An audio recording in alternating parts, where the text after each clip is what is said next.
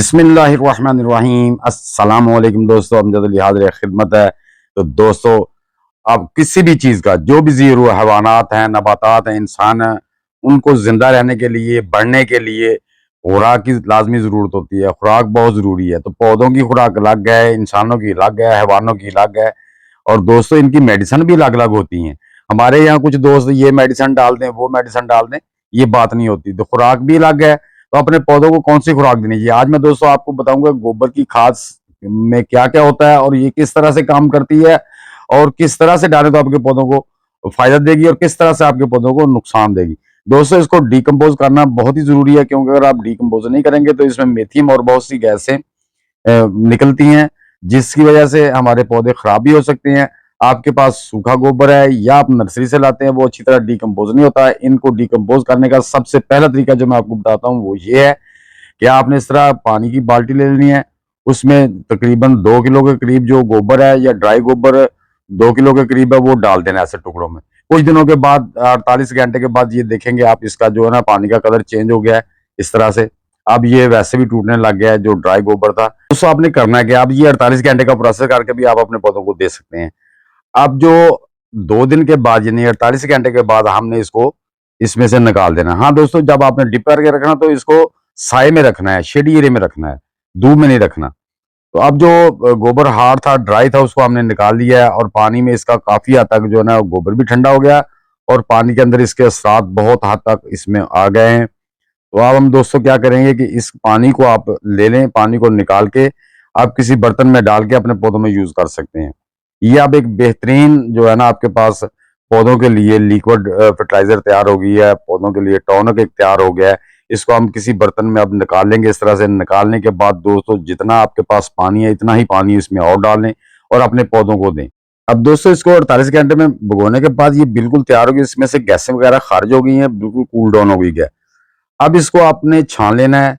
छानने के बाद आप इसको अपने पौधों में 50% इसमें पानी डाल के 50% ये डाल के अपने पौधों को उनके जरूरत के मुताबिक अपने गमलों में दे सकते हैं। अब ये खाद आपके पौधों पे बेहतरीन काम करेगी। दोस्तों गोबर से आप लिक्विड फर्टिलाइजर तैयार करें या आप उसको गोबर को डिकम्पोज कर लें, तो उसमें जो खुराकें होती है, नाइट्रोजन होती है, फास्फोरस होती है, पोटाशियम होता है, सोडियम होता है, सल्फर, जिंक, कॉपर, मैग्नीज और आयरन इसमें मौजूद होते हैं। आप इसको लिक्विड फॉर्म में ले लें या आप इसको डिकम्पोज कर लें। तो दोस्तों, अब मैं आपको इसका डिकम्पोज करने का तरीका बताता हूँ। जो हमने गोबर इसमें से निकाला था उसको तोड़ के सारे को बारीक कर लिया, ब्रेक डाउन कर लिया है, तोड़ लिया। अब इसमें हमने जो है ना ऊपर जो उससे पहले हमने जो आटा वगैरह ये डाला बेसन का, इससे पहले हमने इसमें एक डेली जो तकरीबन 200 ग्राम घोल लिया था और उसमें 200 ग्राम दही डाल के उसको अच्छी तरह हल करके उसको भी इसमें मिक्स कर दिया था।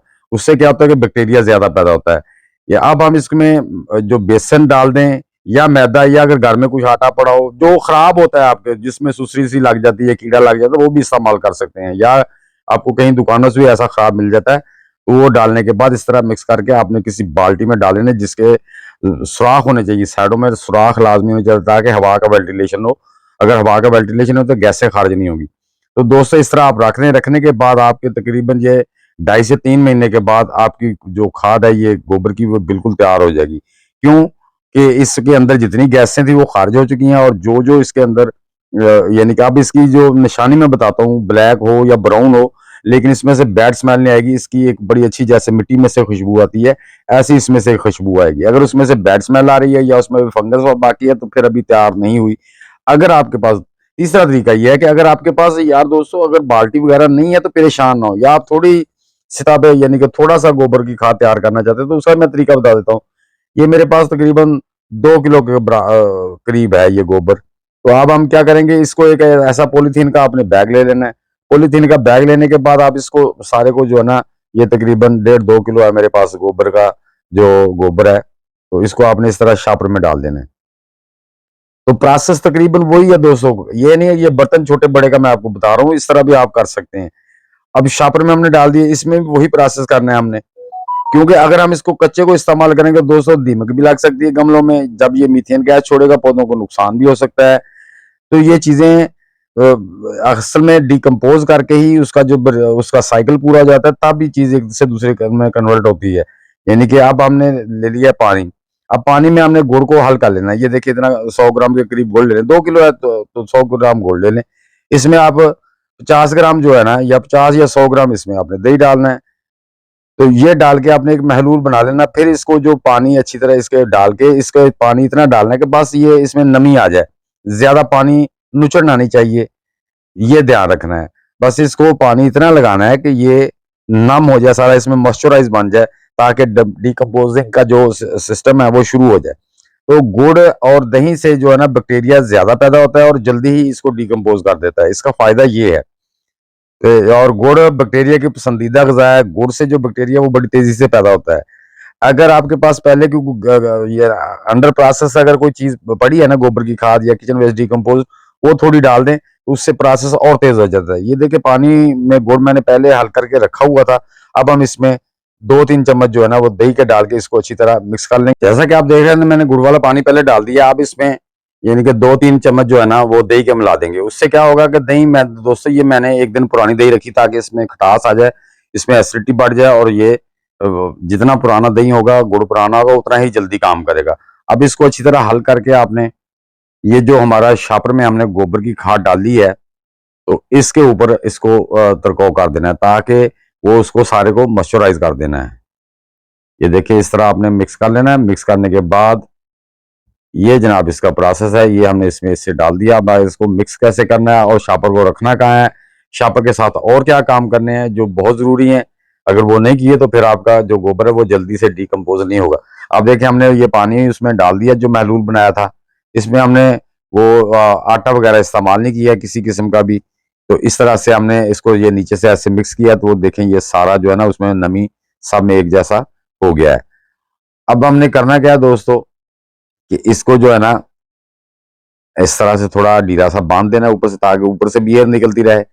आप किसी सुई या पेचकस की मदद से इसके साइडों में ऐसे सुराख कर देने, ताकि एयर का वेंटिलेशन है, हवा चाहिए, ऑक्सीजन। देखें बैक्टीरिया को भी ऑक्सीजन चाहिए, इसको भी इसकी गैसें रिलीज होने के लिए सुराख चाहिए, इसकी एयर वेंटिलेशन के लिए भी सुराख चाहिए। फिर ये आपका जो गोबर की खाद है ना वो अच्छे तरीके से डिकम्पोज हो सकेगी। आप ये 200 आपने 2 से 2.5 महीने के लिए रख देना है।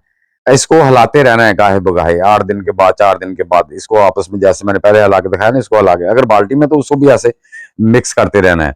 तो इससे आपकी 2.5 से 3 महीने में गोबर की खाद इस तरह से तैयार हो जाएगी। बात आती है कि इसको इस्तेमाल कैसे करें। अगर आप गमले में नए सिरे से मिट्टी वगैरह मिला के डाल रहे हैं तो आपने 60% गार्डन सॉइल ले लेनी है, 50% ये गोबर की गली हुई खाद मिला देनी है। अगर आपके पौधे गमलों में लगे हुए हैं तो दोस्तों हर 10-15 दिन के बाद आपने एक मुट्ठी भर खाद जो है ना वो अपने पौधों में डाल के पहले गोडी कर लेनी, बाद में उसमें मिक्स कर देनी अच्छी तरह। दोस्तों ऑर्गेनिक खादों के इस्तेमाल से आपके पौधों पर बीमारियां भी कम से कम आती हैं। आप इनकी स्प्रे भी पौधों पर कर सकते हैं और आपके पौधे तेजी से ग्रोथ करेंगे और उन पर फ्रूट भी ज्यादा आएगा। उम्मीद करता हूँ ये वीडियो आपके लिए हेल्पफुल साबित होगी। वीडियो अच्छी लगे तो इसे लाइक, शेयर और चैनल को सब्सक्राइब करके बेल आइकन को दबा दें, ताकि हर नई वीडियो की इत्तला आपको टाइम टू टाइम मिलती रहे। सब दोस्तों को अल्लाह हाफिज।